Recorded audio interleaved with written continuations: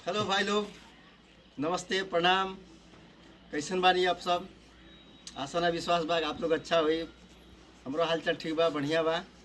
तो आप लोग के बीच में एगो देवी गीत लेके आयल बाटी और ओके सुनी सभे और कमेंट करके बताई कैसन लागता और शेयर करी, अपने दोस्तों के चैनल सब्सक्राइब करी, हमार थोड़ा सपोर्ट करी। आप लोग भाई बंधु बाटी, आप लोग के छोट भाई बानी।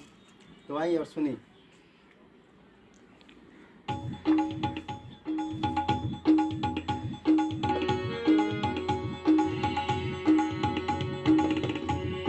हमरा पे जुलुम भइल बाड़ा बार, वे चलते बेटा राउर खाड़ा बा। हमरा पे जुलुम भइल बाड़ा बार, वे चलते बेटा राउर खाड़ा बा।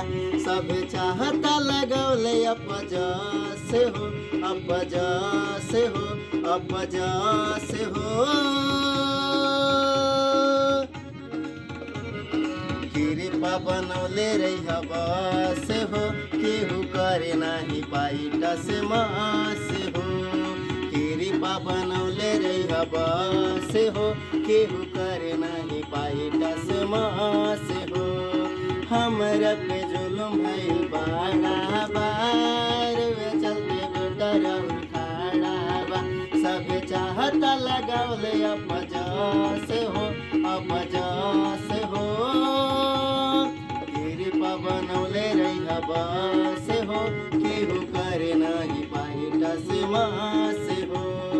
कृपा बनौले रही बस हो, केहू करे नाही पाई टस मास हो।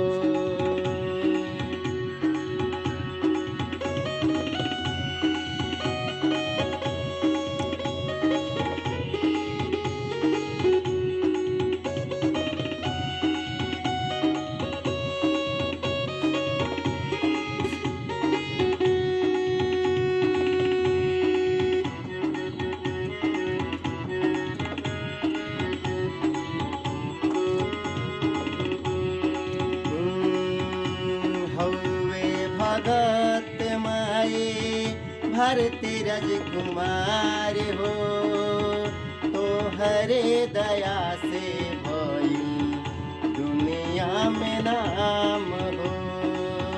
हौवे भगत माए भारती राजकुमार हो, तो हरे दया से भई दुनिया में नाम हो। होता दिन पे दिन तो पलास हो, पलास हो, पलास हो। कृपा बनौले रही बस हो, केहू करे नहीं पाई टस मास हो। कृपा बनौले रही बस हो, केहू करे नहीं पाई टस मास हो। धन्यवाद। ठीक बा, तो कमेंट करके बताई और कैसन लागल है और शेयर करी और हमारे चैनल को सब्सक्राइब करी। धन्यवाद।